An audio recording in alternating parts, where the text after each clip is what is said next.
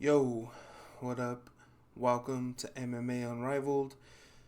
This is a show I have been wanting to do for a while.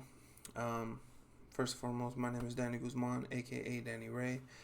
Um, I used to do a show like this before. It was audio only. It was a podcast called Throwing Hands a few years ago, where I would just break down cards and give my predictions, my picks for betting, and just talk about MMA in general. I had been wanting to do this again for a while and figured this card was as good as any to finally get back into it. UFC 318, Max Holloway versus Dustin Poirier 3. Dustin Poirier's retirement match, The Last Dance. I'm super excited. Two of my favorite fighters, so I figured let's break this down, finally get this show started. And yeah, we'll see how it goes. So let's get right into it. Let's break down this card. Let's give our picks. I just want to give a warning. I am in no way an expert. Just a big fan. Have been for years. I watch every card I can. Actually, I watch every card every weekend. So let's get into it. Let's try to break it down. Let's try to get this money. First fight of the night: Carly Judice versus Nicole Cagliari. Nicole Cagliari, in her last fight against Ernesta back in January, she looked really good. Her striking looked really good. She was looking really strong, very durable, and I think she will give Carly some problems. I expect Carly to come into this fight with the game plan of maybe using her boxing to keep Nicole at range and keep her backing up, possibly getting them takedowns when she's backed up to the cage. And, as of right now, I feel like her line was a bit exaggerated because she was a heavy favorite at first. And I think that was because, she's coming off of that head kick finish against Eunice Dubin. I don't know if I'm pronouncing it right. Dubin. So I think that's why her number was a bit higher. Now, though, Nicole is coming in at a minus 345 as of recording this. And, I think that's just because, her striking is just so good. I don't think Carly Judice's striking is as good as Nicole's. I think Nicole even has better wrestling than her. I think if this goes to the ground, Nicole has a bit of an advantage. And, like I said, the striking is there too. On this one, I'm going to be taking Nicole Cagliari. Yeah, sitting at a minus 345 right now.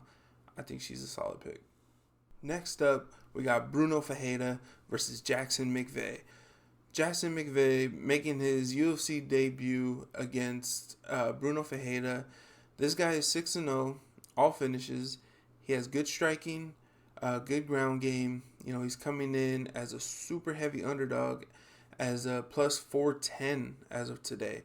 And that's because Bruno is pretty dangerous. He's got big punches, he's got power, got a lot of power behind his punches. And, he's going to try to land those big shots. He has some judo, so his throws and his grappling mixed with the power he has. This is a tough fight for Jackson. Bruno is sitting at a minus 550 right now, and I think it is fair. I think the power will give too much. The power will be too much for McVeigh. I just think Bruno is an all-around better fighter, but we haven't really seen much from Jackson. He's, like I said, 6-0. This is his debut. It's going to be a good fight, though. I expect it to be. I expect it to stay up on the feet, but I'm taking Bruno Ferreira on this one. Next up, we got Ryan Spann versus Lucas Brzezinski. Not sure if I pronounced that right. I'm gonna keep this one pretty short. I got Ryan Spann on this one. Ryan Spann is much faster, has power and grappling, whereas Lucas is very big, very slow. I think Ryan Spann can throw hands, land pretty easily against him.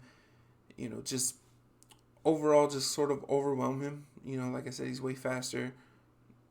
Yeah, give me Ryan Spann by KO/TKO.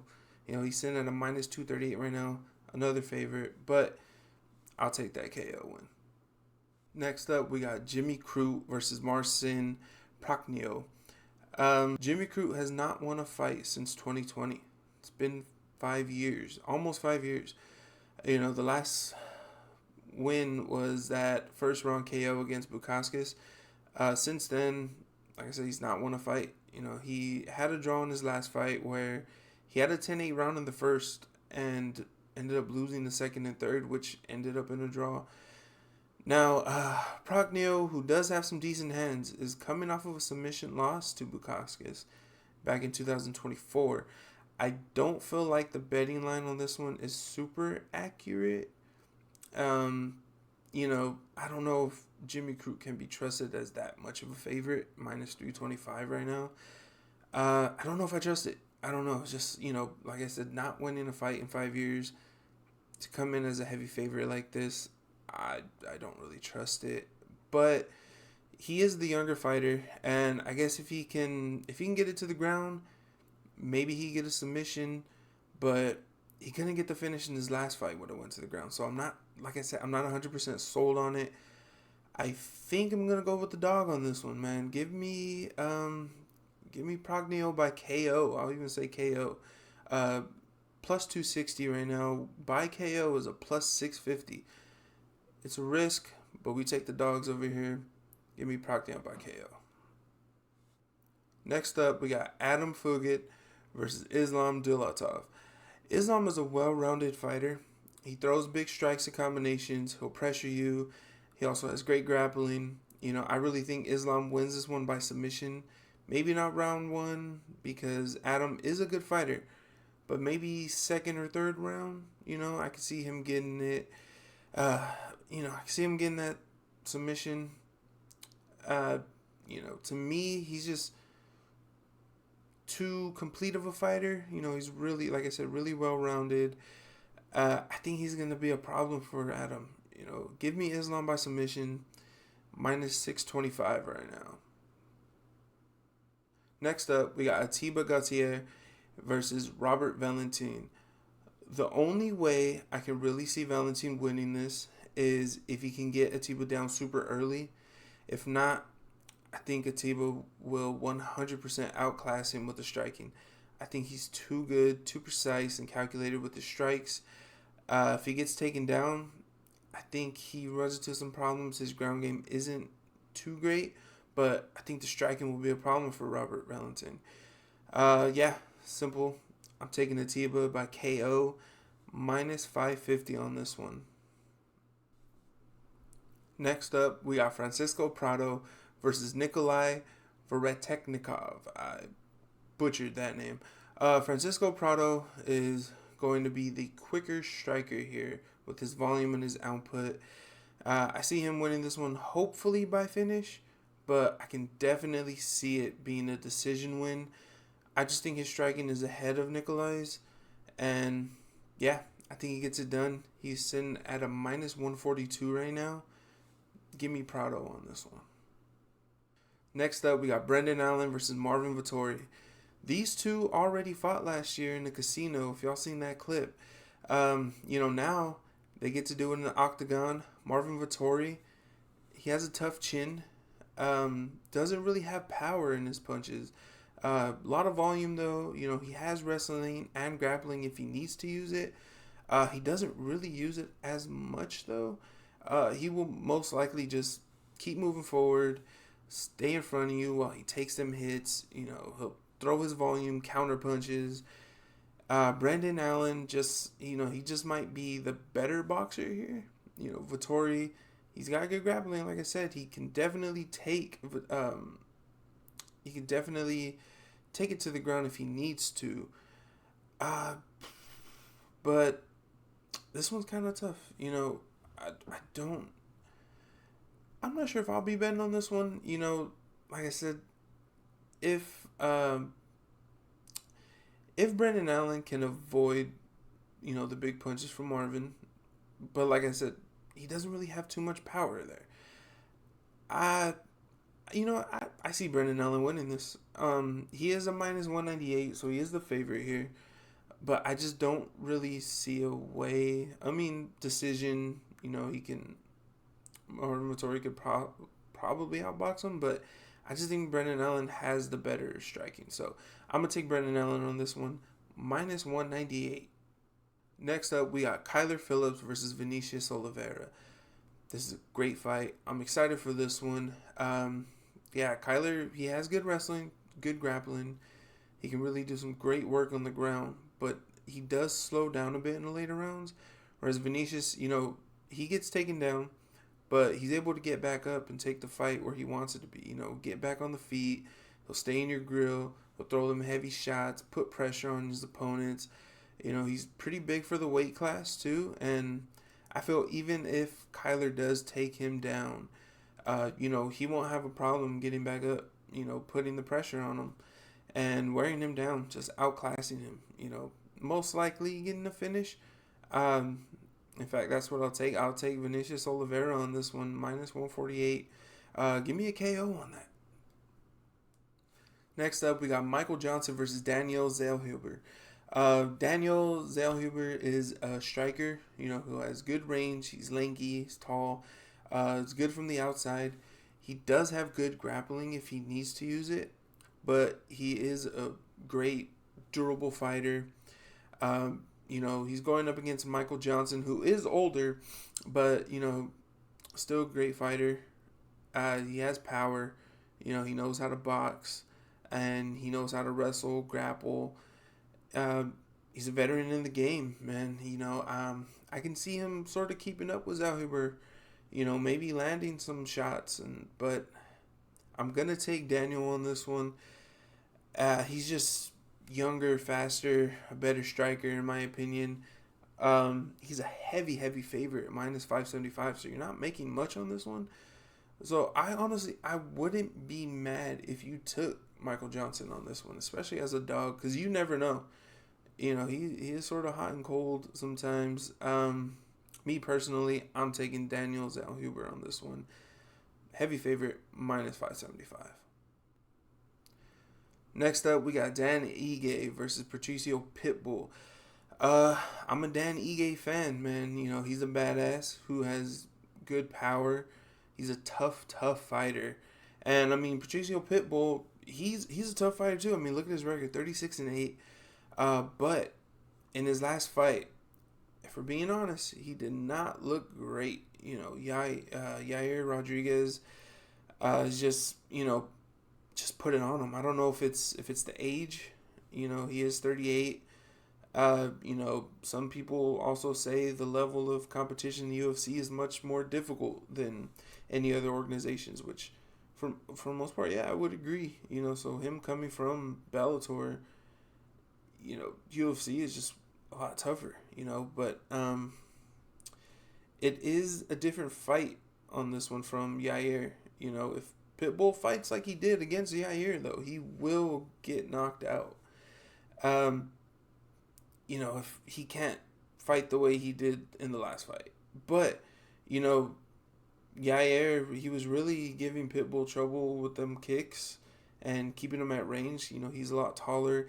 Dan Ige is, I think, about, if not the same height as him. So I expect this to be a banger, man. I expect these guys to just go at it. They can wrestle, but I don't see that happening. I see them just throwing hands, going toe-to-toe. It's going to be a scrap. It's going to be a barn burner. I hope, and I expect it to be. But yeah, I'm taking Dan Ige on this one. He is a favorite at a minus 218. But Pitbull can still pull it off. Like I said, if he doesn't show up like he did against Yair, he absolutely has a chance against him. But for my money, I'm taking Dan Ige. Possibly KO, but for sure decision. Minus 218 on this one, Dan Ige. Next up, we got Kevin Holland versus D-Rod, Daniel Rodriguez. Kevin Holland, one of my favorite fighters, a big fan favorite, always down to fight, one of the most active fighters in the UFC. And he's a big favorite in this fight, and understandably so. D-Rod, he's a great boxer. He has great striking, but he does, to me, fight a bit stiff. He's a bit slower. He has great power, but, the way Kevin Holland fights, he has good movement. He can keep his range, has good kicks, and just, moves a lot more fluid than D-Rod, and can attack at angles, whereas D-Rod is more, centered and fights head on. He's in the pocket. He'll go toe to toe in his boxing style and just, throw solid combinations. I just see Kevin Holland's style just being a little too much. I just see Kevin Holland picking D-Rod apart, just kind of outclassing him a bit with the striking. I take Kevin Holland on this one, minus 575. This is a fight we were supposed to see a while back, but didn't happen. Kevin Holland ended up fighting Hamza, and then D-Rod ended up fighting, was it the Leech? I think he did. Leech. But we finally get to see it, and I take Kevin Holland. Honestly, I like both fighters.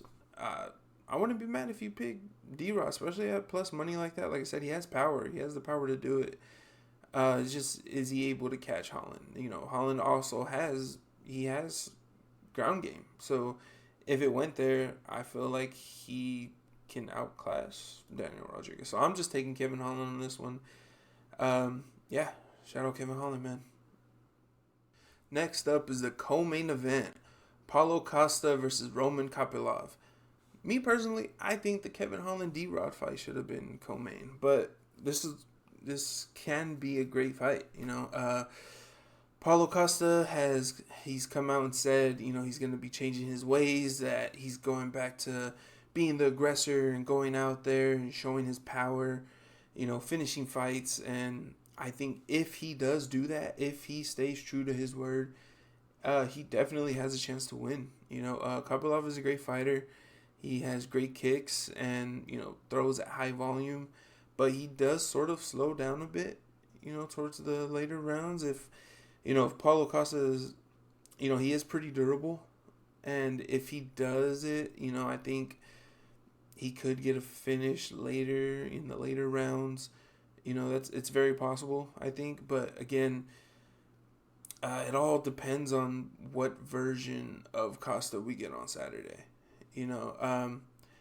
I will be taking Kopylov on this one, but I ain't mad at it. Like I said, if you want to take Costa by KO, especially by KO, for what I had said, he's durable. He's been in those higher rounds. Kopylov slows down a bit. If he could put it on him, if he stays true to his word, I ain't mad at getting Paulo Costa. I like Paulo Costa. I'm a fan. He's a great follow on Twitter if you don't follow him. But, especially at plus money. But, I'll take Kopylov on this one. He's a minus 225 favorite. Let's take Kopylov. Next up, the main event, Max Blessed Holloway versus Dustin the Diamond Poirier. This is gonna be a banger, man. I'm expecting a fun fight, an all-out war, because this is what these two guys are known for. It's for the BMF belt, so they're gonna be swinging for the fences, just throwing bombs, man. If you don't know, these two have fought twice before. Dustin is up 2-0 in this trilogy, or in this rivalry, I should say, beating Max back in 2012 in Max's UFC debut. He beat him with an armbar in the first round, and then in their second fight, he beat Max again at UFC 236 back in 2019. He beat him by decision, where he just dominated, man. He was landing the big shots and really damaging him. He was pretty much just dominating. Like every strike he landed was just, power. He was just way stronger than Max. Now that was 6 years ago. Both fighters are different fighters now. Except I do feel like Max he'll have to change his style up if he, actually wants to finish Dustin the way he's been saying. He's been saying that this is Dustin's last dance and that he's going to play the spoiler in this one. But, his whole style has been, just to stand in front of his opponents and, take your shots, take your power punches and, put his volume on you. But now that Max is a bit older, he got wobbled by Dustin in that second fight. he got he got dropped. I don't think they counted it as a drop, by Gaethje. But yeah, I mean, he got wobbled there. I think he got dropped. And then he got finished by Ilia Topuria in his last fight. He was knocked out cold. So like I said, he's getting older. His chin could be fading a bit. I don't know.